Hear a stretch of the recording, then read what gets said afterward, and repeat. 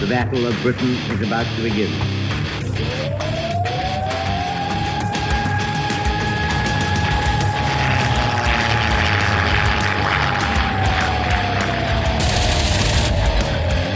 Be Christ, we got tanks up there.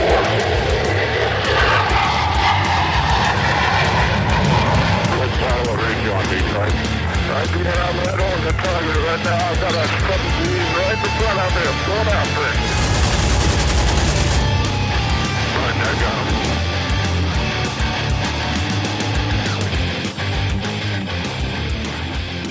him. Welcome back to the Lead Pursuit Podcast. Tonight we're trying to get back into our old routine, talk about the things that you don't care about, and share parts of our lives that you really never even asked for. But that's okay, because guess what? That's what you pay us a lot of money for. Oh, wait, nobody pays us any money. Anyway, tonight on the podcast, I'm joined by Steve. Steve, a man who is so angry that every time he opens up the Ready Room, I get a new Facebook Messenger rant. Steve, how you doing tonight? Like you said, I'm angry. I'm ready. Let's do it. Steve. Oh, well, that's good. And then Brett, we are also joined by our mellow, mild-mannered Brett, who all he does is drop things that should belong in the alternative Ready Room, these Wonder Waffle fighters. He drops them into the Blood Red Skies Ready Room to stir the pot. Brett, how are you doing tonight? I'm good. I'm your kind and gentle pot stirrer, I guess. I'm such a kind and gentle soul, and I hope all of you burn in hell as soon as I put all this on there. Yeah, nice. Thanks, Brett. All right, so let's talk through some schedule. Obviously, we've all been busy, but events are coming up, and planning has to be done, and we know that people are trying to get their schedules put together. So let's talk briefly about what we know is coming up. In July 22 to 24, there's two events that are going on simultaneously. Twisted Lords Con is going on out in Oklahoma City. I will not be there as per the last 2 years. Unfortunately, I have a work trip that will keep me occupied then. Casey will be there, and Casey will be doing some Blood Red Skies events. So the link is on our website underneath the Gathering of Eagles page. If you go in there, events will get populated into tabletop Yes, the tabletop events thing, whatever it's called. I can't think. But those will get populated into the tabletop events, and you'll be able to sign up for the Blood Red Skies events. Now, simultaneously, Historicon, Lancaster, PA, right? I think. Steve, somewhere out there in Pennsylvania. Yeah, near that area. In not the Great White North at that point, in the middle of summer. Historicon is going on. There will be a Friday Blood Red Skies tournament. More details to follow, but that is once again because Steve does have things in his life other than having to play Blood Red Skies and help the Lead Pursuit podcast by being a co-host. So we've moved that to Friday, but we'll get those two events knocked out. So we'll be doing simultaneous Blood Red Skies events on that weekend. A little bit later, once I get back from actually earning the paycheck that the government pays me, the 16th through 18th of August, NashCon, I will be there. I will be playing Blood Red Skies, maybe a little Aeronautica Imperialis, definitely playing some Aerodrome 2.0 because we know that Stan's going to be there. So that will be the next event on our schedule, and we'll have the same laydown that we had previously for the tournament right there in the entryway, and that should be a good time. The big picture event, the Gathering of Eagles, if there's going to be a Gathering of Eagles for 2022, is going to be Crucible in Orlando, 30 September to 2 October. Now, it's about to go live, so if you go to the Crucible website, you can't sign up yet. 31 May, sometime 31 May, morning, evening, don't know. Registration will open, and you can sign up. First 200 entrants get a swag bag. The rest of you, shit out of luck. You get nothing. But you will get to go to all the different tournaments and all the different vendor of things they will have. They have not put out much of a schedule. I know the Warlord reps were signing up. Spent a lot of time in Messenger today negotiating about tables and sizes of events and times. So those things are all in planning. Hopefully the schedule will be live and be fairly accurate. Do know that Saturday during the day is when the Blood Red Skies tournament is going to be. Now, we will have a permanent table. We'll have an area to play narrative games. We'll have an area to gather around and have a good time and ass around and act like we're actually playing war games when we're just telling terrible stories about Brett. But that is going to be our chance to have kind of our own small event and have a good time. All of us should be there, knock on wood, and especially if Steve's using all of his ticket vouchers from his last ill-fated attempt to fly out of Orlando. But we're going to have a good time down there, get together, play some Blood Red Skies, play some other stuff, and have fun. All right, other events. Brett, Steve, anything else on your personal schedules that is of interest to the rest of the community? Probably not. Nobody cares. I will be hanging out at World War II weekend at the Mid-Atlantic Air Museum, not necessarily the Blood Red Skies thing. Yeah, that's always a good time. Yeah, a huge World War II thing. If anybody in the Northeast is just into World War II, into historical stuff, Reading, Pennsylvania, pretty good fun time. If you got nothing watch airplanes fly by, people shoot off flamethrowers. Yeah, flamethrowers. Tanks drive across fields. French bar towns. I mean, it's just a great time in general. So I'll be hanging out there. If anybody else is there, shoot us a Facebook message. Maybe we'll meet up. Absolutely. That's always a good time. I've never made it up there for that weekend. I've been up there to do photo stuff, but never for that weekend. So that should be a good time. I'll be the guy flying around in a Cessna, ruining everybody's pictures in the pattern. Exactly. Yeah, because they don't shut the airport down for that. So yeah, it's still active. All right, so let's talk. Is it too soon to talk about that campaign thing that we were chatting about? At the upcoming event. It's downrange. Anything that is slightly about a year away is too early. We're going to do something. We're going to do something cool at Adepticon.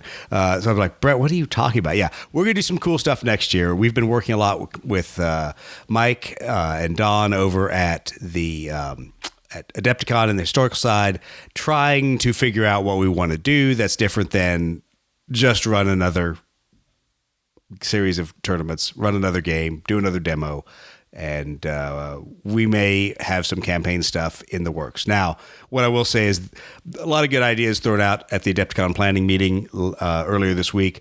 And so I don't think anybody knows exactly what the big picture is. But once again, make it to Adepticon next year. You won't be disappointed. It'll be a good time. And the rumor is that Mitch and I are going to have a podcast booth. Can you imagine that? Mitch Reed and myself having to sit next to each other and podcast together? I don't know what we're going to talk about, but we'll make something up for the historicals. So, No Dice, No Glory, and Lead Pursuit Podcast, bringing Adepticon to you via the interwebs. It's a scary thought. All right, so let's talk about some intel, things we've seen. Now, part of this article, or part of the episode tonight, is about intel, things that we've been told and that we've seen. But picked up a couple things on the Warlord site. Interesting. The 1/72nd scale starter kit was going to Last Chance. Wah, wah, wah. Is it the death of Big Red Skies? What do you think, Steve? Yeah. Say it isn't so. That's a personal favorite of yours. Oh, yeah. I'm so brokenhearted to see that starter set go away. It did bring us something good. It brought us the plastic movement rulers and all that were in the Midway set. So they were first debuted in that starter set. But so the 1/72nd scale starter set, Last Chance, going away. Don't think it's going to be replaced. The interesting part is, will the rules be in a PDF? Because they are different. There are a few different rules to Big Red Skies, as it's called. But we'll have to see what happens to that. There's also been some talk of a Blood Red Skies booklet coming out later in the year or early next year with some more rules, some more cool things from Andy. So never fear. The Lead Pursuit Podcast has reached out to Andy Chambers and said, Andy, what do you know? And he's told me absolutely nothing. So I'm still in the dark. But that's all right. Keep your secrets, Andy. That's all right. We'll get you later. But once again, will Big Red Skies be pushed into that new booklet, or will it have its own future? What will we do with it? I know John is going to be brokenhearted because he has all those huge 1/72nd scale airplanes that we didn't play with at at Gathering of Eagles. Well, I guess we did. We played one Korea game with them. So. Yeah, Toko-Ri or something like that, right? That was fun. Well, we did Toko-Ri at Twisted Lords, and then we did the just the air-to-air battle over at GOE, and of course that's where I beat Dan. Not that I'm going to let him ever forget that, because I beat Dan. Because Dan was talking a lot of smack, and I beat Dan. Anyway, so in case anyone's curious about that, how that game came out. All right, so let's move on to what people are working on. I don't think any of us have been doing any hobby. Wait, that's not true. Steve, you said you've been doing some hobby. I did. I got some AI lightning fighters primed, but I'm in a serious hobby slump right now, man. I just got like no hobby mojo going. I think once summer break turns a corner and I'm kind of feeling good, I think I'll be good to go again. Yeah, my mojo has not been necessarily painting. It's been playing vintage war games. If anyone's seen from the the Facebook feed or the link or the Instagram feed, so yeah, I've not been doing Blood Red Skies kind of stuff. Brett, what about you? Well, I've been working on this squad of Ultramarines, so that's not Blood Red Skies related. I know. You know what? I guess I've got some stuff in my queue for Blood Red Skies. And I've got some stuff on my queue for AI too, but I'm kind of holding off on the AI stuff because I need some bases. Like I'm thinking once Steve comes out of his slump and gets on those bases. Yeah, if that slacker would produce some of those extra bases he's been talking about, I swear. Hey, it is the just one plane event on the Ready Room this week, and now you guys are going to paint a plane for that? Yeah, no. Because the other thing I'm doing for all my time is as people who've watching the video, I'm moving stuff around in my hobby space. So my gaming space got slightly reorganized. Room for the bookcases came in. The pipes are in for the bookcase, and then I'm going to sand and stain the wood tomorrow. So hopefully I'll have something resembling room for all my books, because all my games, the important things are brought out and put away. However, the books haven't made it on the wall yet. So I have that Catalina sitting in my queue, and also I need to hit Steve up for some decals for a couple of gladiators. I could knock those out probably pretty quick. Yeah, well, join the list of everybody who's disappointed at me that I haven't done their decal requests yet. So Blue Falcon is just... I'll put you right to the top of the disappointed with Steve list. That'll be awesome. Blue Falcon's continuing to fuck their buddies. Nice work. Oh, well, hey, it wouldn't be Blue Falcon if that wasn't happening. All right. Well, what else you guys working on? Any other projects? Anything on the near-term horizon? I know, Brett, there's a reason you have the Catalina, and so you'll paint the fucking thing. Because my Catalina is still in the box next to my H8K. So neither of those have been assembled, much less painted. All right, understood. I'll move that to the top of the queue. Yeah, because if I paint the H8K, I'm just going to take my Blue Falcon paints green and paint it all one color, and then I'm going to call it done, and we'll be like, there we go. There's our painted H8K, Emily. I do have a little bit of guilt. Oh, nice. I get a little guilt every time I see somebody posted on Ready Room their fantastically painted zeros and all their stuff from the starter box, and I'm like, yeah, I still have mine in the box unpainted. Well, I didn't get on that. Right? Talk about losing hobby mojo. I got my Wildcats and Zeros painted, ready for decal, gloss coat applied, and then I had to fit them to the bases to play with them. So what did I do? I ended up cutting these huge chunks out of the Wildcat to get it to fit. I think I'm going to now just drill out the bottom, put a ball bearing in, and mount it the same way as my sabers are, because I can't cut that precisely enough to make it fit the stand tightly. And of course, the zeros just wobble all over. So why did you have to do that? Is there a problem? Do the Wildcats don't fit the stand, or is there something wrong with them? I'm not familiar with that. I'm not familiar with that. I haven't seen all the 4,000 posts that are on the Ready Room saying, hey, does anyone know that the Wildcats don't fit the stand? Yes, we fucking know the Wildcats don't fit the stand. Yeah, so mine, I did a horrible hack job trying to widen out the triangles, and so they're just now going to become ball bearings, I think. But that's all right.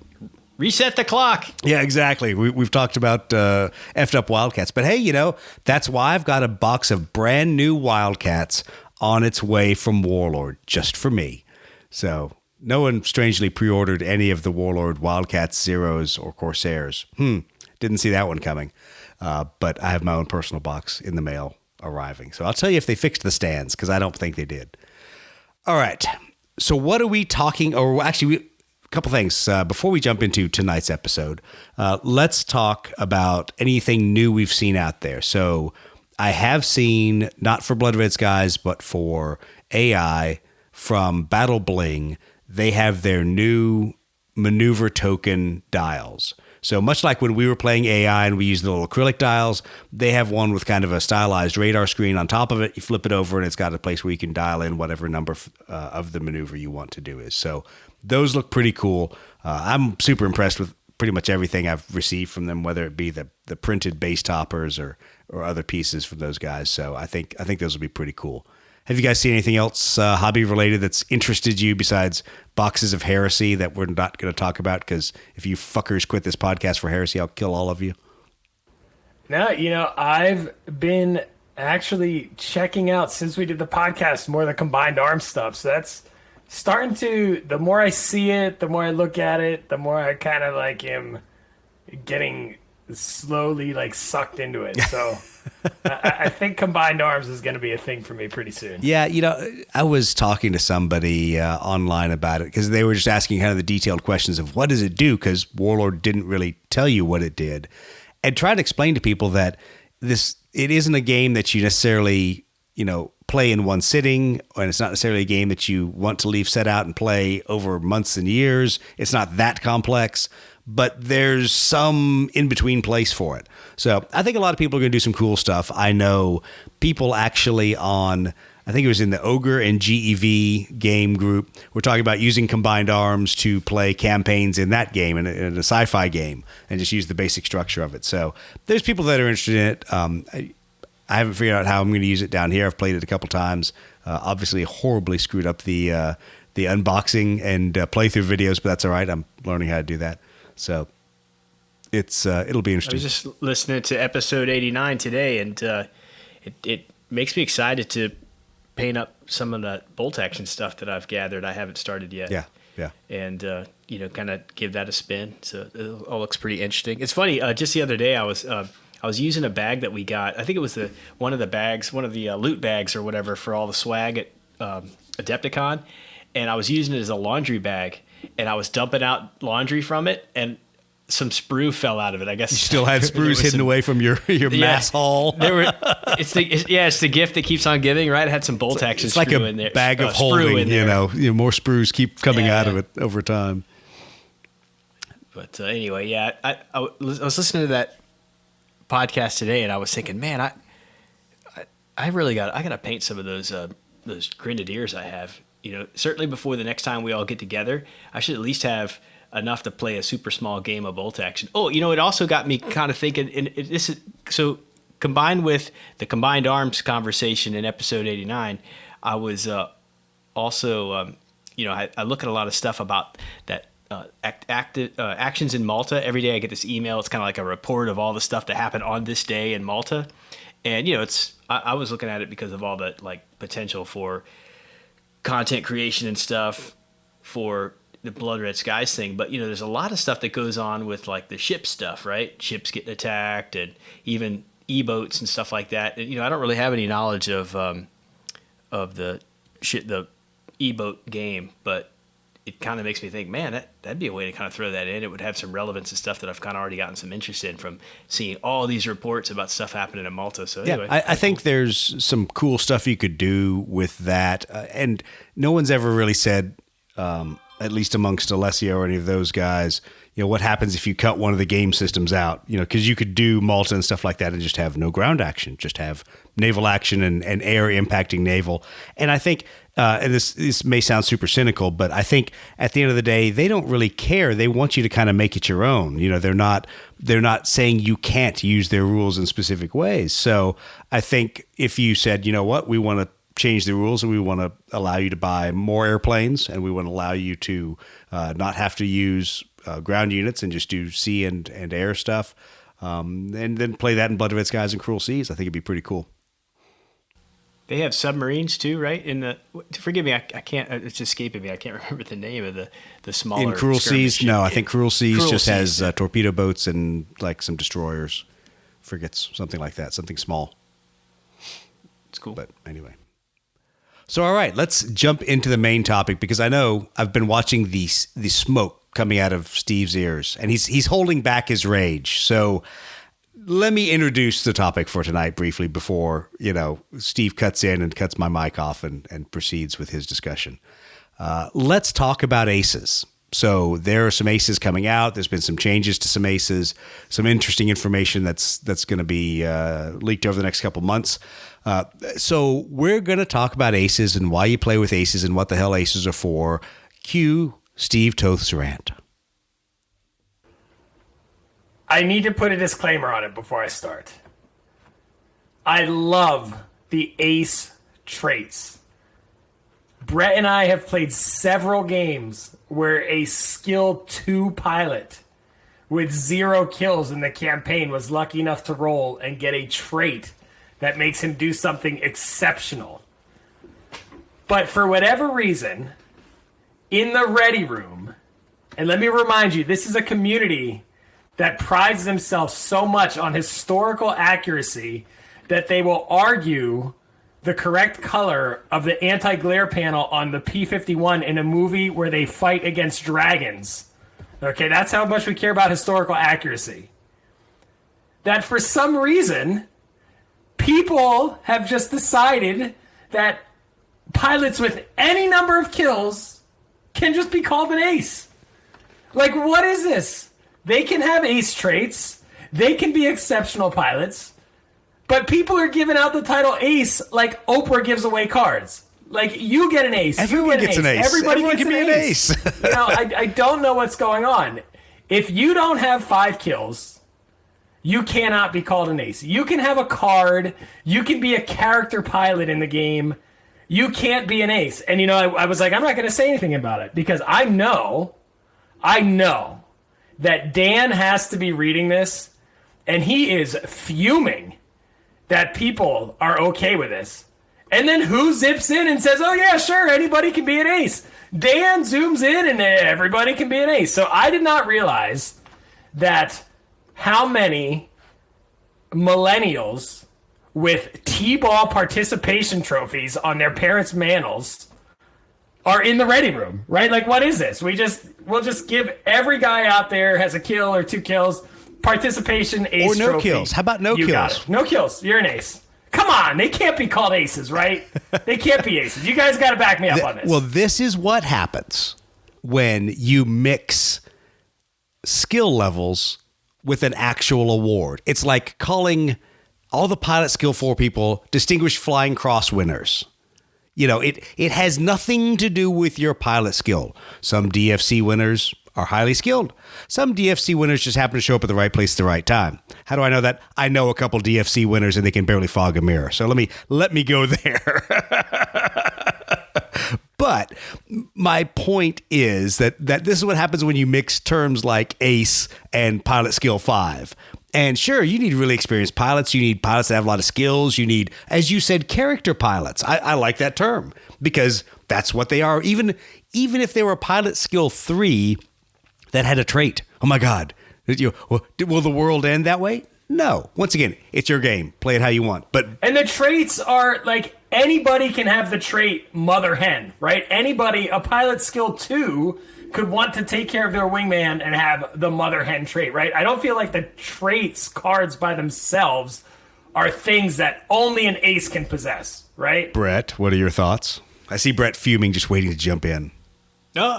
I agree with Steve's sentiment. In our case, with our campaign work, we were pretty selective on the ace traits that we put in a table that, any pilot could potentially get is a matter of just kind of odds. But they were ones that were more like, great eyesight, or, really aggressive, personality trait that, you don't have to be, an ace with 5 kills to potentially have that kind of trait. So we look for ones that were sort of generic like that might, that maybe any pilot could potentially had. And we came up with, probably like 6 different ones that seem fitting in that regard. And in our games, there's a chance when you're rolling up a new pilot that he might come to the table with aggressive or eagle eyes or something like that. Well, and I think that's an interesting component because it's like several other games that force you, even when you start a pilot,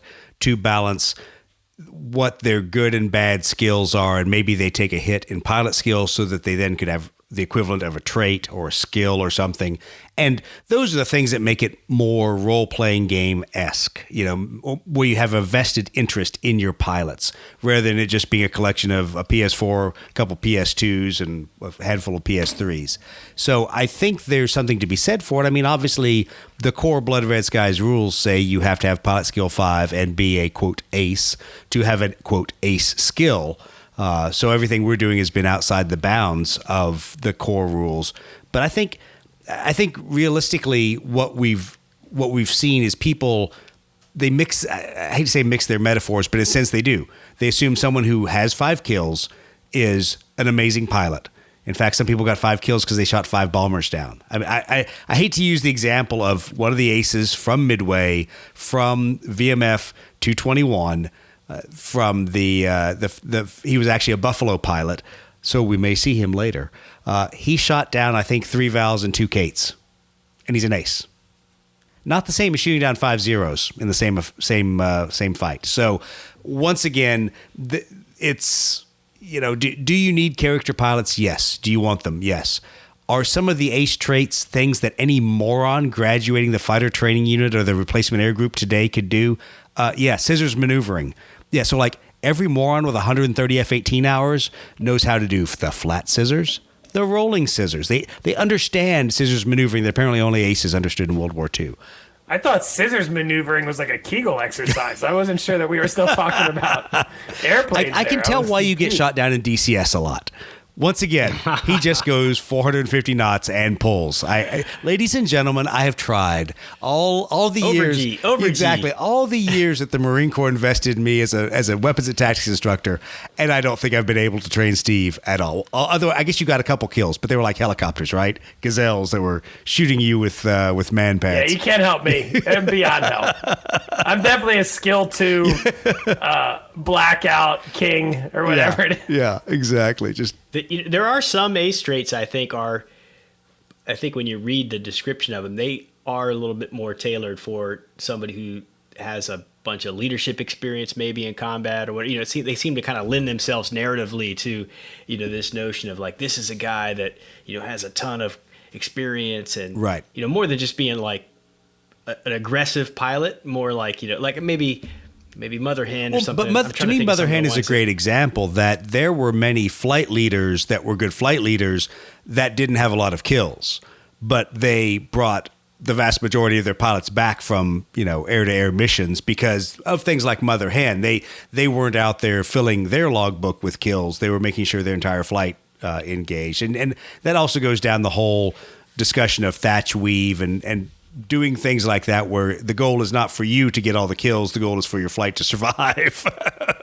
Which... What do you think, like something like Tactical Wizard? Maybe that's more like easy. Yeah. There's ones, I'm trying to think of the one, because I just looked at it today. Isn't there a deflection shot one? Snapshot there's, or something like that? That's a good one. Yeah, and there's ones that allow you to turn, more degrees, so you get to turn... Blackout Master allows you to turn 90 degrees. Maybe acrobatic. Yeah. So there's ones that are obviously mastering your airplane better.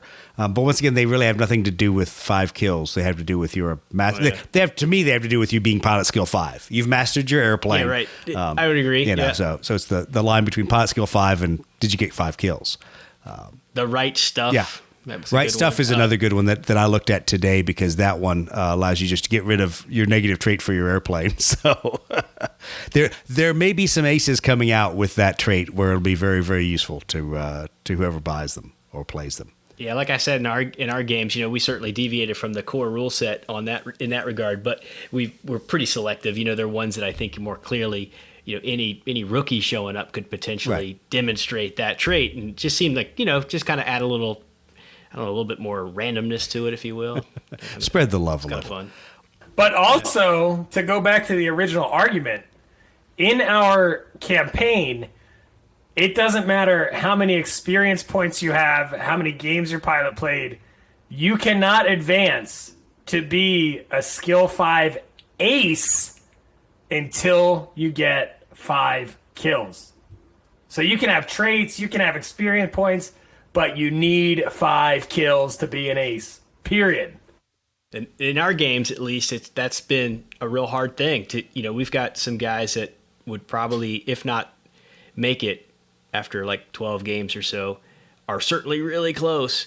As far as XP goes, they have the XP needed to level up, but they don't have the 5 kills. That's the hard part. Getting 5 kills. Getting a guy that survives long enough to rack up 5 kills has at least been my challenge. Suck less.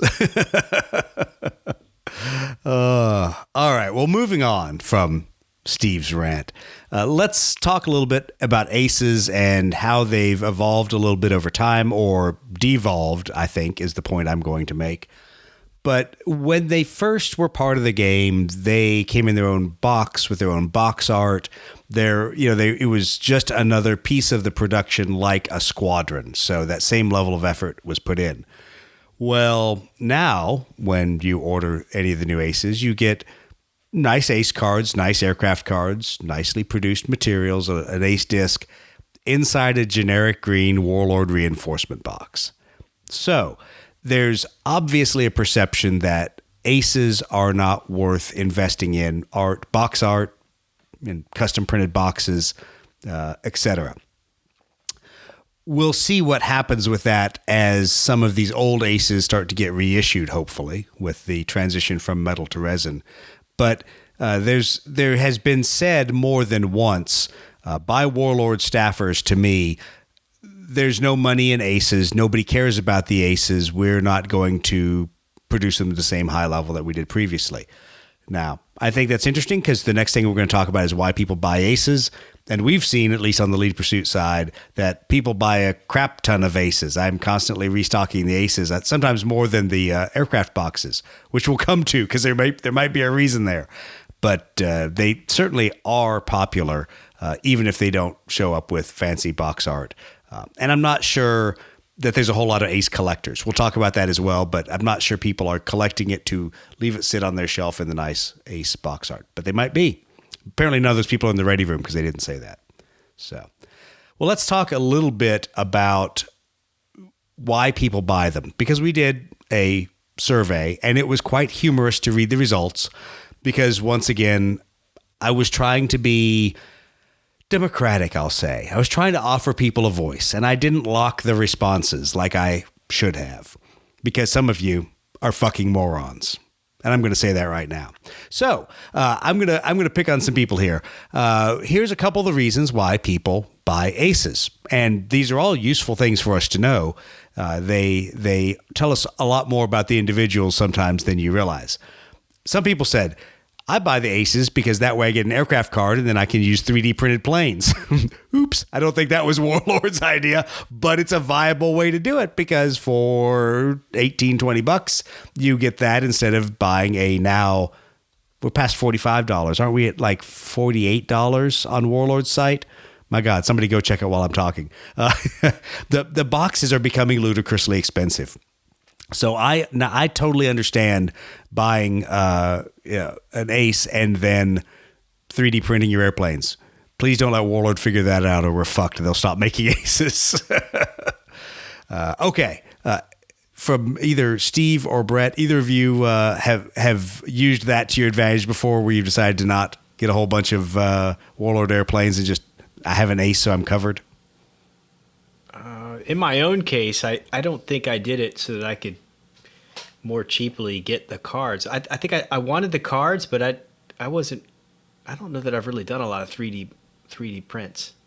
So I do have several aces like in my collection of the German stuff, but I think my primary motivation for that was so I could get the card, and then also secondarily so that I could then just paint that one plane. Like, so in my case, like I did a whole bunch of 109s or a whole bunch of 110s, but made a whole squadron, if you will, like all, and then I was, but I want to paint that one ace separately to make him different. Yeah. So there was that. Having the one plane was kind of a cool grab, you know? Right. Obviously now in kind of 3D printed world, sometimes you just print an extra plane.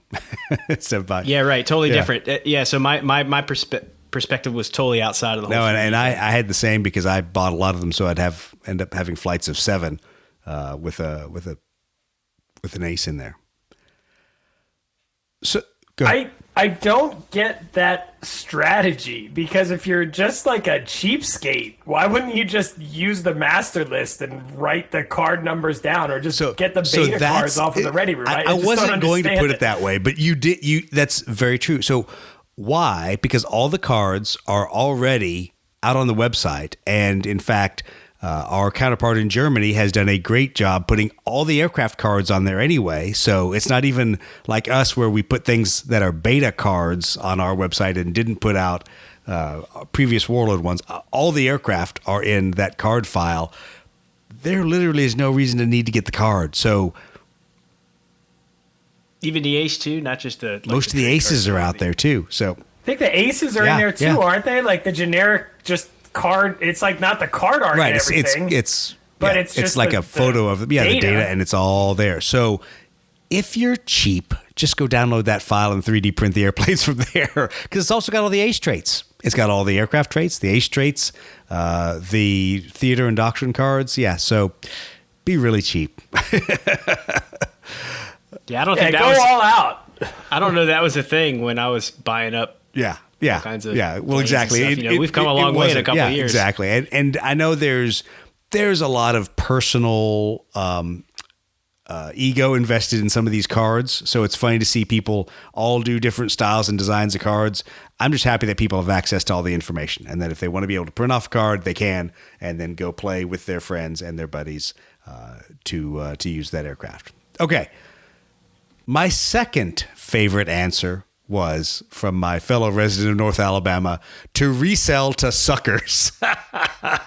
Now, all dick moves aside, let's actually talk about this for a second, though, because this is something I have seen in practice, because I've had people buy out of print aces at high prices from me, but I still don't understand if there's that many of them out there. I mean, apparently there are, because apparently people are selling some of these aces for $50 or more, but I can count on one hand the number of people who come to me for an out of print ace. And I don't know. Maybe there is a great trade in aces, but are these Pokemon cards? I mean, yeah, the cards are cool, and I get that. Especially like I'm, an admitted completionist, I guess, but I don't see them as a collectible as say like the little figs, right? Remember, those out of production figures, I think would have a lot more. If somebody came to me and said, "I'm looking for Adolf Galland, the ace box, and the figure," then I'd be like, okay, that's something that if I had, which I do, if I had wanted to sell, then that would be something that to me would bring a high price. But just the box itself, and this goes back to the Warlord transitioning from box art and all those things, I think initially they thought there'd be a lot of collectors out there that would be buying them up like they're collectible items, but I don't think that many people are. I think some people are. I mean, there always are. I mean, like today in the Solitaire Wargaming Facebook group, when someone literally wanted to go off on me for even thinking about punching a Ares magazine that would sell for $100 with a game inside of it, and I'm like, it's kind of like a bottle of liquor that you never drink. What's the fucking point? I'm glad that I have a $200 bottle of tequila sitting on my shelf. If I never drink it, why the fuck did I spend $200? So having a magazine that's worth $100 unpunched in very good condition is great. It's also fun to play a game, and that's why I bought the magazine, I think, for like $30 like 8 years ago or whatever. But I'm surprised at some of the collecting that there is in war games. And side note, I'll digress here for a second. It's very funny that the very person who told me not to punch it, Mitch Reed, you freaking jerk, the guy who convinced me not to punch it, then comes back a day later and goes, yeah, you should have punched it. I've got copies of Arab-Israeli War and all these other classic games. I bought the last one I could find, and I still punched it and played with it. So, jerk. But anyway, all right, we'll move on from reselling, quote, to suckers. All right. Now, this one is my least favorite excuse. And it's excuse. And it's total bullshit. Because when people say this, they don't follow it back up with any information. Now, the options were, I play them in tournaments, I play them in narrative games, I don't play them, I collect them. And then the option was, quote, was added, and let me quote here, I use them however I want. No shit, dude, it's a free freaking world. But my point is, does anybody play these in tournaments? No. So all of you who clicked, because there were a ton of you, and while I'm babbling, I'm actually going to go look at Facebook again, because I think it's like 17 of you selected this answer. So 17 of you assholes, come back and tell me, 1, have you ever played an ace in a tournament? 2, have you ever played an ace in a pickup game with your buddy? 3, have you ever actually played it in some narrative battle about that ace would have been in, which generally is about the only time we play ace cards? Because all of y'all just basically said, oh, I buy aces so I can play aces. Yeah, no shit. Thanks. That was a lot of help. I play tested with Steve an ace for potential use in GOE, but it was so expensive. It is, you know? and that's kind of the next point that we can lead into is, what's the use of these aces? Because that's why I tried to ask some targeted questions. That in hindsight, I should have locked down the questions and not let people take a cop-out answer. But the fact is, at first blush, I don't find them tournament competitive, just for the points. I mean, it's cool. You get various bonuses. You get multiple skills. Yeah, Eric Hartman did work in that game we played, but man, it's so spendy for a tournament list. Yeah, and when you fun to play though. And you think about it, you have in a standard U.S. format tournament, you got 3 rounds in there, and guaranteed there'll be a swarm list. Guaranteed there's going to be an ace heavy list somewhere in there.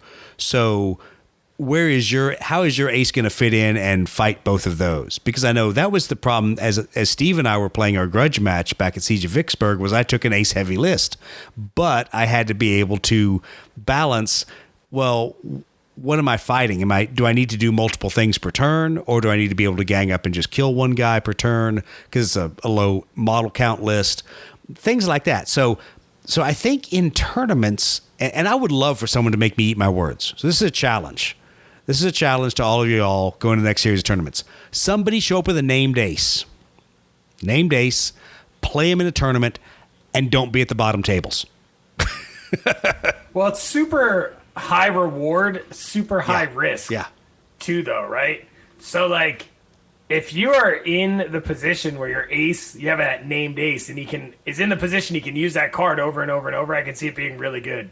But if you never get into that position, it's like you spent all those points for essentially something you can't use. Well, and a lot anyway. of the double skill, I mean, the named aces, because they have 2 skills, are complementary skills. They're not like polar opposites. It's not like I have the ability to outmaneuver and the ability to turn tightly, with an extra 45. So it's not like your aces usually are bracketed at doing everything well. They're targeted in what that ace was known for. And so, I like you say, if you don't have that opportunity to use what they are geared towards, then you've literally blown a lot of points. I haven't thought really hard about it in a while, but I think there's a little bit of a math hammer sort of advantage with the ace, because you get those 2 traits. Right. If you calculate like the value of the 2 traits for the price of the ace, it's kind of works out to be, there's a value there, right? But the challenge is you're stuck with what you get, right? Right. So like you're saying, right, I can't think of a great example, but, I think it'd be nice to have one that has maybe, what's the awesome, snapshot and I know you're tight, right? But that's not a combination. Well, keep theorizing I while I that's a pull up my combination. ace cards list. And we'll talk about this. Is aggressive the trait where you can maneuver and shoot in the same turn? Stop asking me tough questions. What ace trait is that one? I just looked at that one where you get to outmaneuver and you get to shoot, and that is I am drawing a blank. I suck. I mean, I could see if you have a named ace with that one, and then any kind of ace trait that adds a buff to your shooting probability. I could see that being super utilitarian. Yeah. But like Brett said, those combinations, I haven't seen them really exist like that. The other challenge too, well, there's another potential value with a named ace that we really haven't considered is the bonus pip to like firepower or maneuver that you get with those guys. Those are only coming with the named aces, right? That's pretty cool. That's worth something. you have to ask yourself, is it worth the extraordinary number of points? And then, like we're already talking about, like those combination of ace traits, are you really going to find those super useful? That's the tough part. Now, the other part of it, at least in my own experience, like, I think I tried it with Eric Hartman. Of course, I was flying a BF 109, right? Is there a way to like maybe put Eric Hartman in a, in a 0 or something and maybe make something theoretically you could, because he's, I don't know, maybe you could put him in any single engine fighter. I haven't tried that. I'd probably be like, not the most likely guy to try that, but I mean, it just says single engine fighter. So I mean, in a tournament setting, maybe that's a thing. I think it'd be the wrong faction. Anyway, but yeah, you start to get into some challenges there. If there's some way maybe to put totally change the aircraft, if maybe that would change somehow the calculus. I haven't thought that hard into it, obviously. Well, I think one of the things as I look at these guys is that you end up with traits that at the end of the day neither stack nor are opposite ends of the spectrum. Because if they stack, then it becomes really kind of unfair. Because then what happens is you play that. You can only play one ace trait, but you're going to play that ace trait card. The next turn you're going to do the same thing, and you're going to play and have the same kind of effect. So, like, and I'm trying to look at a couple of the guys here to bring up some that are really fairly similar. Things like acrobatic and slippery. Where you're doing cool maneuvering things. Obviously. Some of them are, I hate to say throwaway traits, but they're throwaway except for specific missions like, Borchers with Dive Master and Giant Killer. Well, if you're not facing bombers, then then you're never going to use that one. But there are a few that have what I've been referred to as the opposite end of the spectrums. You've got guys that are accurate and then tough. So, they're good on the defensive, and they're also good being played offensively. But I think there's just still a level of, it's not, what do I want to say? They're not Swiss Army knives. The aces aren't jacks of all trades. They're really targeted to be good at one thing. You're going to have probably way more fun with them in a narrative game, right? With those well, guys exactly. Where it's a historical once again, it goes back game. to my soapbox, is that some of these guys are really fit to a narrative game, and some might be fit to a, quote, competitive game at your FLGS, where they say, okay, we're going to play priority target or whatever is a scenario, so there might be bombers, but they're not geared towards an all-comers kind of list, which is what you build in a tournament. You don't build a targeted list. You build something that's going to do well across the spectrum of what people throw at you. But I digress about tournaments. All right, so let's keep talking here. How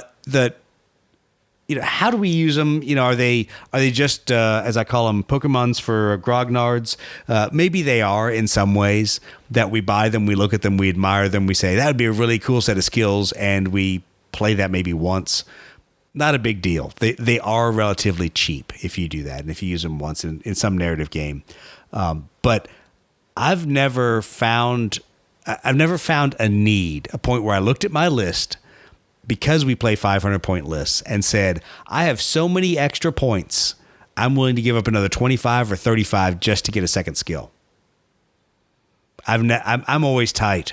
No, I would spend that extra Exactly. 25 on just bumping the skill level up. That's what I don't understand about it. If I have a spare 25 points, I'm not even looking at a named ace. Because I look at it the other way. I look at the other way, that if he's taking a named ace, right? There is one pilot that on average I'm going to outmaneuver more often, because they're going to be already a pilot skill lower because he took the extra 25 to make it a named ace. So that on any given encounter, I've got a dude that's probably a higher skill.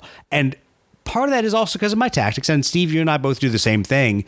We lead off with a higher skill pilot, outmaneuver somebody in whatever the force coming at us is, and then we dogpile on that person we've outmaneuvered and knocked them down from whatever advantage level they have to something lower. And that's just kind of one of our opening strategies, because we play dogfight so much. Because you end up, sticking your butt in a corner and facing everybody off and figuring out where the clouds are. I think our thoughts on that would be different were we playing much more, and I don't want to say narrative games, because you guys play that way with the with the campaign, but if they were pickup games, if you didn't already have a fixed roster in that sense, if you said, hey, we're going to play priority target and build a list and Steve, you're going to be the defender. Oh, good. I'm going to take somebody with giant killer because I want to shoot multi-engine bombers. So I think. Yeah, I would say even more so for me, my problem with the game is I just forget to use the damn card. Like, it's the same with, like, that's why, like, planes with robust are great, but I forget to use the freaking card half the time. That was the best part about the digital edition. That little card would dance around and go, hey, dummy, hey, use me. Card play opportunity here. Because, otherwise I would forget. I suck. I mean, how many times have Brett and I played a game, and I'm like, oh, man, I totally forgot I even had an ace on the board, let alone that they had a card. It doesn't even register for me. I think my problem, and especially the grudge matches happened, and it happened in another pickup game I was playing somewhere where I took my ace-heavy list, and literally I chose the right skills, but the aces I had in those fights were in the opposite fight. So, like, the ace who was going to be the outmaneuver dude was stuck in the cloud fight. And the guy who would be the regain advantage, ace, he was stuck out in the other fight, not in the cloud fight. And I'm like, I've totally screwed this up. So, yeah, there's my experience has been aces are fun. Aces are great to play with. And especially when there's no ego in the game and you're just having a good time drinking beer, playing with your friends. But I'm just not sure they play well in a tournament. But once again, like I said, somebody make me eat my words. Prove me to be an idiot, please. I will say, if you combine a solid named ace with Don's cheating magnet dice tower, winning combination right there, man. I wonder, we've talked with Andy a little bit about the calculus for making the points for the named aces, and it was really kind of a swag, I guess, if I recall. I wonder if there is potentially some, methodology we could apply to it to come up with, like, how we have the scoring system for the traits and stuff that go with actual aircraft, right? If we can kind of get to that level of specificity with the pointing for named aces. I think whenever there is a version 2, if there's going to be a version 2, that's something that needs to happen. And it doesn't have to be super precise, but I know Andy has put some thought into it because, once again, some aces are 25, some aces are 35 extra. And the bomber aces actually have a cost, but it's less because they're not bringing a fighter to the game. But I think, I don't know how to say this. I think the problem is some skills outweigh their point cost and others are far less useful, especially just in how the game seems to be played. And I don't think it's a closed deck versus open deck kind of thing, but it just seems to me that even having all of those cards available open deck all the time, and you still don't use your ace traits.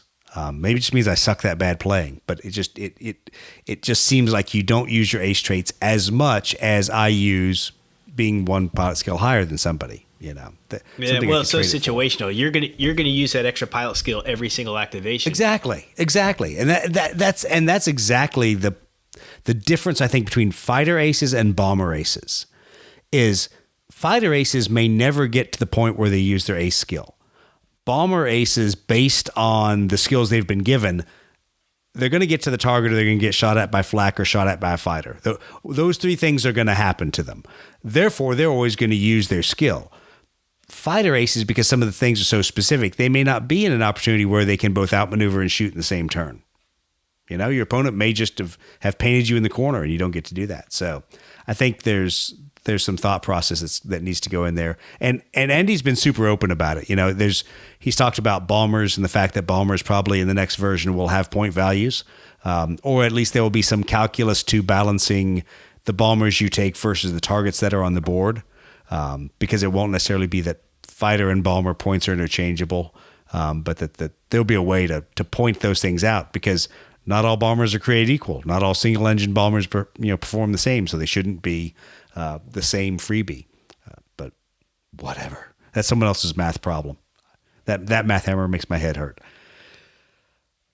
Okay, so let's talk about the rumors we've heard. So let's move on from bitching about the rules and bitching about other players to rolling out there some good information that our Warlord insiders have told us.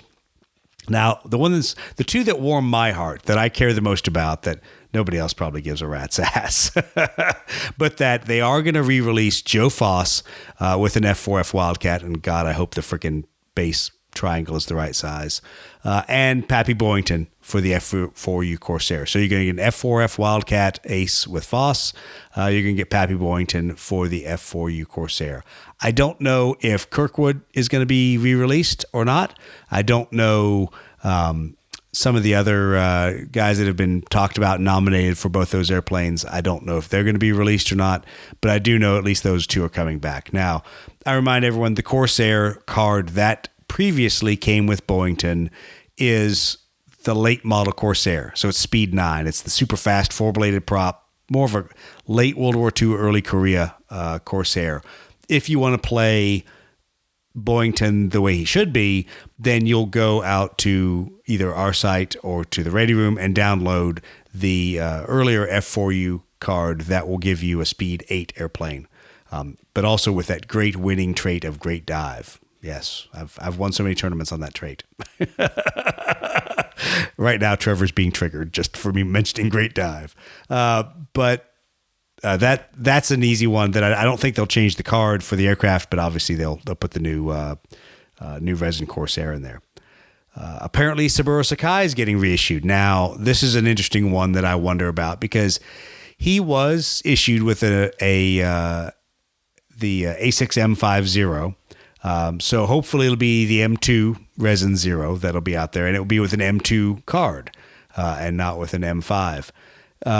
But the other question is, there's two Saburo Sakai cards out there. There's the old Blood Red Skies one, and there's the one that was promoted for Blood Red Skies Digital. That was official Warlord art. So I don't know what his skills are going to be. I don't know what his traits are going to be, but he's getting reissued. So that's good news. So that way you won't have a bendy plastic A6M5 with your ace card. Okay, so a couple other ones. I think Muto and Tsuboi, the other two Japanese aces, are also next. So I think they're working through aces to support these latest resin releases. And then they'll get back to the other aces that were metal, either in German aircraft or British aircraft later. But it sounds like, I know Muto is definitely coming out. I think Tsuboi should also be coming out. Those cards should be the same, just with a nice new resin airplane instead of that crappy flattened metal one. But what I don't know is when the rest of them will be done. My assumption is from talking to Team Warlord that when they remaster aircraft in resin, about a month later, 2 months later, the aces will follow. Now, some of these guys already had boxes and box art. We'll see if they come back out in boxes with box art or do they come out in generic green boxes. Don't know. I don't know. Do you guys even care? Do the two of you care whether your ace shows up in a green Warlord reinforcement box or has a fancy little picture of the ace on an airplane? I haven't kept any of the boxes. Neither have I. I mean, I thought the box art was cool, but I don't keep it. Yeah. It wasn't a collector thing for me. Yeah, I've actually hung on to Warhammer 40K boxes for box art as collector stuff more than any of those aces. So I don't really, I don't care. It kind of hurts that they aren't invested in the same amount as a squadron, but it's a business decision. If you're not going to sell as many of them, just put them in the green boxes. Do new squadrons come? Yes. So the only reinforcement reinforcement boxes I have received are obviously custom limited edition stuff, like the Catalina and the H8K came in reinforcement boxes. Reboxed Zvezda stuff. So I guess at some point Warlord got a bunch of the sprues or even all of it in a plastic, but didn't get boxes, because a couple of the Li2s that I've seen showed up in Warlord reinforcement boxes. And then the Korea War jets came out. So the Panther and the F-80 both came out in reinforcement boxes. No box art, nothing fancy. Nobody thought these things were going to do that well. Guess what? I keep selling out of them. Not as much as I sell out of other stuff, but Lead Pursuit has sold a bunch of the Korea jets. So, hey man, Forge World sells everything in a white box, don't they? No art. yeah, I mean, so let's not kid ourselves that stuff either showing up in the Forge World fancy black box or the cheap white box. Does anyone care? Shows up in a blister. Nobody really cares. I think that at some point there's a difference in mindset because you don't normally put Forge World blisters on a retail shelf. So you got to have some things that look cool. So as long as they continue to invest in the mainline aircraft like the Wildcat, the Zero, 109, 190, P-51, as long as those have box art, I think everyone else really doesn't care. That's a good point because my recollection of seeing the Aces was at Adepticon in 2019, and they look cool on the shelf, right? But if they're not sitting on a shelf somewhere, it maybe doesn't matter, right? Yeah. If it's direct. And I think that's an honest business decision we've talked about Warlord having to make, is that some of the things they need to offer are in a sense made to order, and they come out when you order them. Some of them have a promotional value, and they should have a higher production thrown at them. They should have box art. They should be available in stores. That whole available in stores is yet a whole nother argument, because sometimes some of these bundles, like for the Aces, don't come out very store friendly because stores don't want to order 6 of each Ace. Lead Pursuit does because shit, I have people from all over the US buy from us, but your local FLGS doesn't want to buy 18 Aces when, the 3 Japanese Aces are released. So I think Warlord kind of doing themselves a disservice, but I understand why. They got to push stuff to stores in mass amounts. All right, well, let's talk about a couple of the new Aces that are coming out. Now, I'm not going to name names because if I do, some people will be very disappointed with me. But I'm going to tell you what airplanes are coming out. So, we already have some Aces that can fly this airplane, but we're about to get some more. And yes, I'm talking about the F-86 Sabre. Who can fly the F-86 these days, might you ask? Well, obviously, Gabby Gabreski. I think people also forget about this one. Boots Blessy, the guy who is your F-80 ace, did his second tour and got like another 9 kills or something like that in F-86s. So, in fact, you have 2 American aces that are there that are usable. You actually also have some Germans who flew F-86s. So if you're doing any Cold War Gone Hot kind of games, you can use those guys. Obviously, Hartman being one of those that's available. But there should be some more dedicated F-86 aces coming out. Now, this will be interesting to see how they're statted, how they are specified, because once again, once you get the jet trait in there, that tends to change some of this regaining advantage, maintaining advantage, doing skills like that.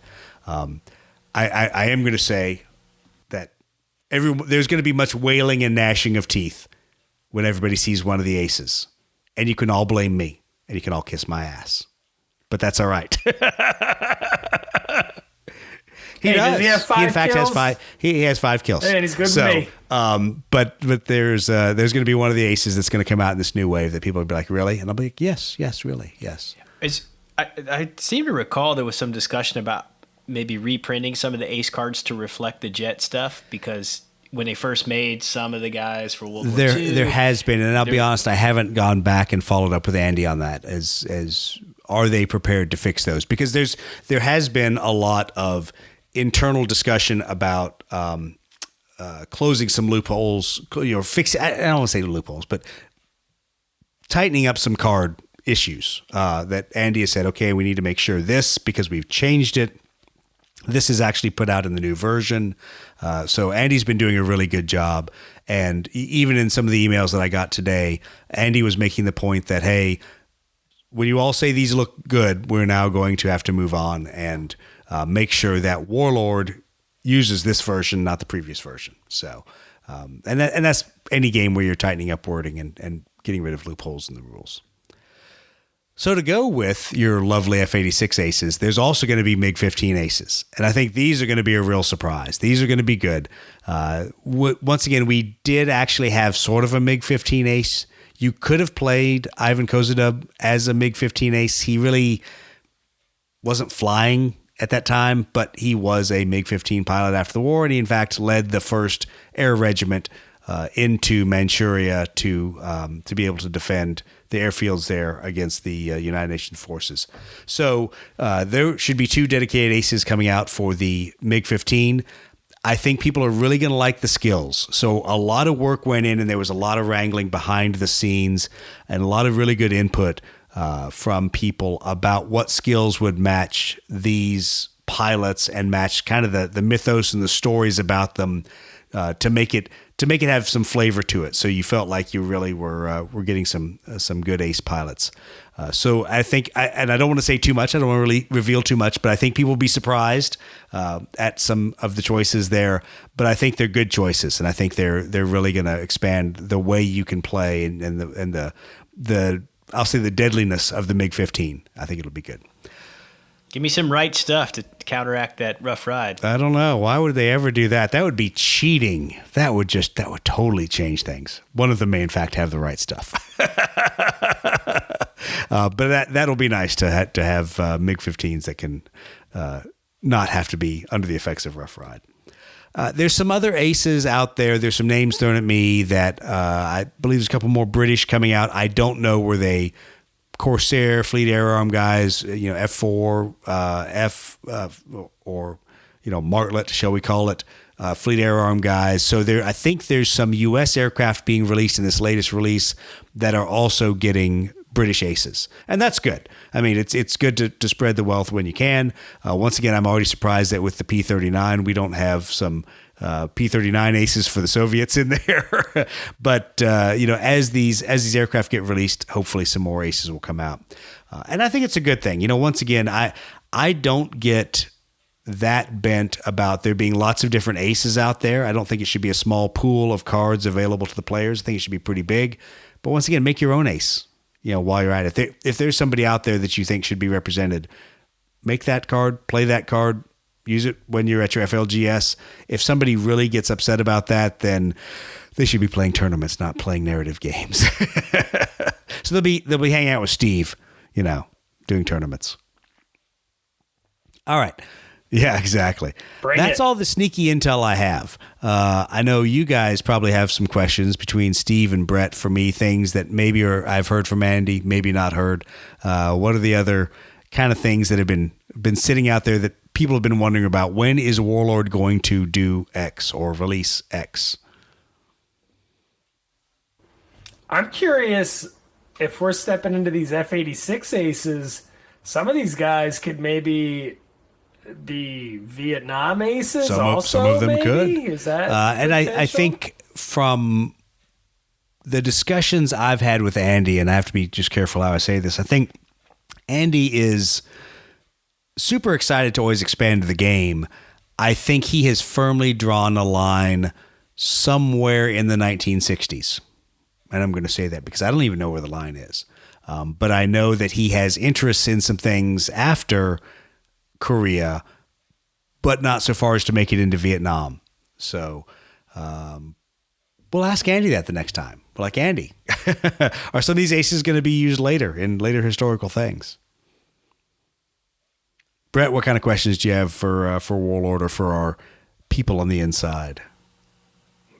Oh, well, I don't know how much we can say about it, but I'm interested in what that compendium's looking like. Yeah, I really am interested.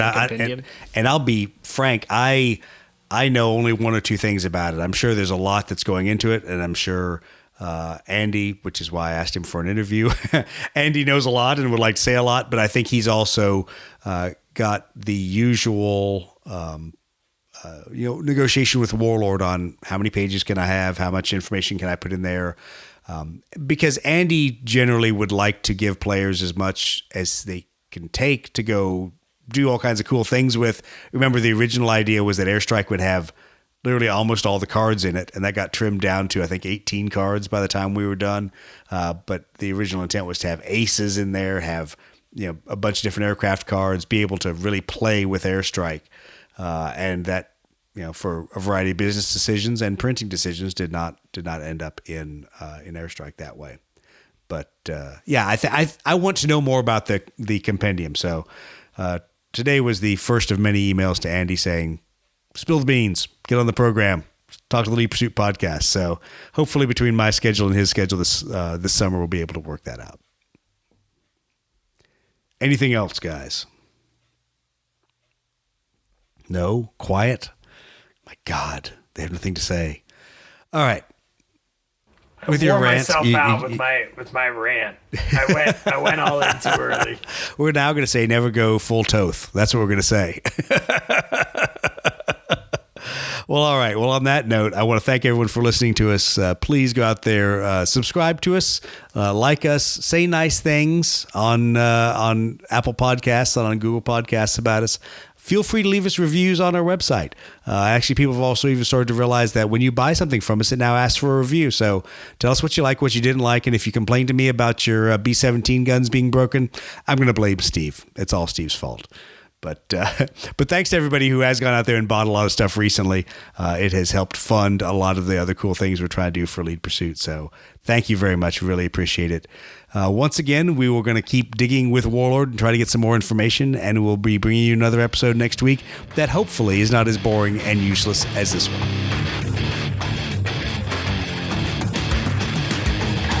Fly well, fight hard, and don't suck any dicks crossing the parking lot. Perfect. It's a start. Yeah, I'm not going to use that one. All right, boys. We got to think of something. Please, because I'm all out of fucking ideas. No, have people write in weekly. They can submit their closing line that week. Free B-17. Free B-17 with the winning submission.